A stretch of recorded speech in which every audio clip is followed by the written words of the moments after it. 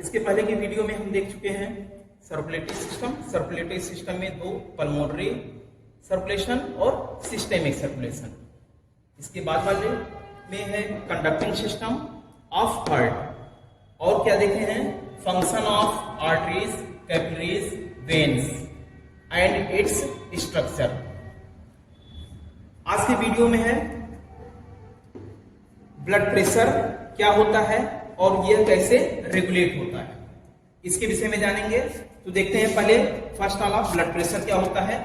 Blood के द्वारा arteries की वॉल पे जो प्रेशर लगाया जाता है, जो नॉर्मल प्रेशर लगाया जाता है, वही ब्लड प्रेशर कहलाता है नॉर्मल पर्सन के केस में। यह डिपेंड किस पे करता है? यह डिपेंड, ब्लड प्रेशर किस पे डिपेंड करेगा? ब्लड के वॉल्यूम पे। अगर ब्लड का वॉल्यूम ज्यादा होगा तो ब्लड प्रेशर ज्यादा होगा। ब्लड का सेचुरेशन अगर ज्यादा होगा तो ब्लड प्रेशर ज्यादा होगा। और पर्सन का हेल्थ, अगर वो हेल्दी पर्सन है तो उसका ब्लड प्रेशर नॉर्मल होगा। यदि वो हेल्दी पर्सन नहीं है तो उसका ब्लड प्रेशर एबनॉर्मल होगा। उसी तरह से अगर ब्लड का वॉल्यूम कम है तो आर्टरीज पे प्रेशर कम लगेगा। ब्लड का सेचुरेशन कम है तो आर्टरीज की वॉल पे प्रेशर कम लगेगा। ये होता है ब्लड प्रेशर। जैसा कि आपको ये फिगर में दिखाया गया है, ये ब्लड है और ये जो एरो का निशान दिखाया गया है यह प्रेशर को दिखाता है, ब्लड प्रेशर को दिखाता है। कहां पे? आर्टरीज की वॉल पे। अब देखिए ब्लड प्रेशर को मेजर कहां पे करते हैं? इसको मेजर करते हैं रेडियल आर्टरी में। ठीक है, रेडियल आर्टरी में ब्लड के प्रेशर को मेजर किया जाता है और इसको एक्सप्रेस किसमें करते हैं? mmHg में। Normal resting blood pressure adult का कितना होता है? 120/80। 120 होता है सिस्टोलिक ब्लड प्रेशर और 80 होता है diastolic blood pressure. Blood pressure को दो टर्म में एक्सप्लेन करते हैं, एक होता है सिस्टोलिक ब्लड प्रेशर और दूसरा होता है diastolic blood pressure. Systolic blood pressure, जब कार्डियक सिस्टोल होता है, जब हार्ट कॉन्ट्रैक्ट करता है, तब हार्ट ब्लड के द्वारा आर्टरी की वॉल पे कितना प्रेशर, मैक्सिमम जितना प्रेशर लगता है वही कहलाता है systolic pressure. Maximum pressure blood द्वारा आर्टरी पे लगाया जाए वो कहलाता है सिस्टोलिक ब्लड प्रेशर। और डायस्टोलिक ब्लड प्रेशर क्या होता है?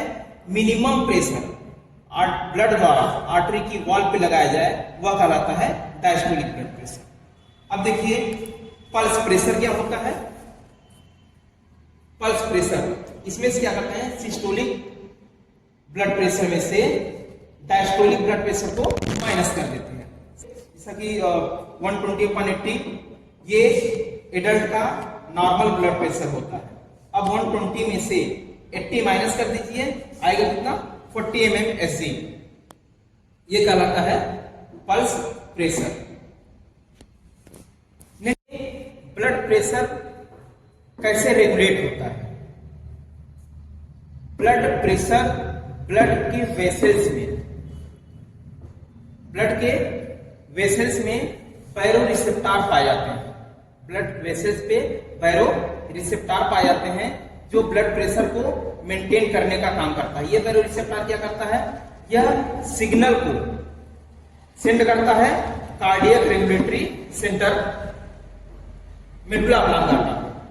ठीक है, बैरो रिसेप्टर सिग्नल को रिसीव करेगा या एनालाइज करेगा, फिर वह सिग्नल को भेज देता है मेडुला ऑब्लांगाटा में।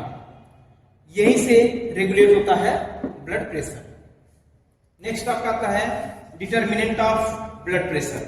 ब्लड प्रेशर को कैसे डिटरमाइन करते हैं? अब इसमें देखिए ब्लड प्रेशर, ब्लड का वॉल्यूम ज्यादा होगा तो ब्लड प्रेशर ज्यादा होगा। जैसे यहां पे देखिए, अब इस आर्टरीज में जितना नॉर्मल इसकी कैपेसिटी है, यदि इससे ज्यादा ब्लड फ्लो होगा तो ब्लड का वॉल्यूम बढ़ेगा। जब ब्लड का वॉल्यूम बढ़ेगा तो ब्लड प्रेशर इंक्रीज करेगा। नेक्स्ट में है आपका कार्डियक आउटपुट।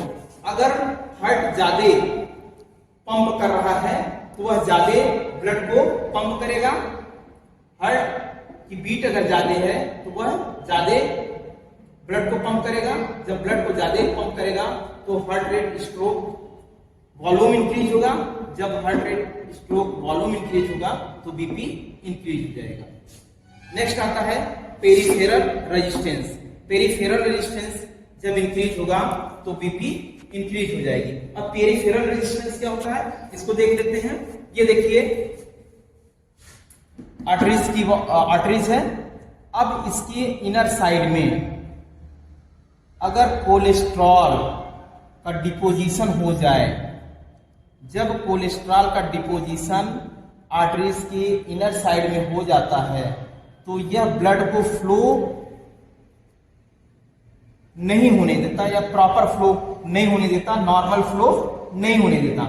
जितना ब्लड को फ्लो होना चाहिए उतना ब्लड फ्लो नहीं होता। इस तरह से यह क्या करता है, रेजिस्टेंस काज करा रहा है। किसके लिए? ब्लड के फ्लो होने में एक अवरोध उत्पन्न कर रहा है नॉर्मल ब्लड फ्लो होने में। यही कहलाता है आपका पेरिफेरल रेजिस्टेंस। तब जब यह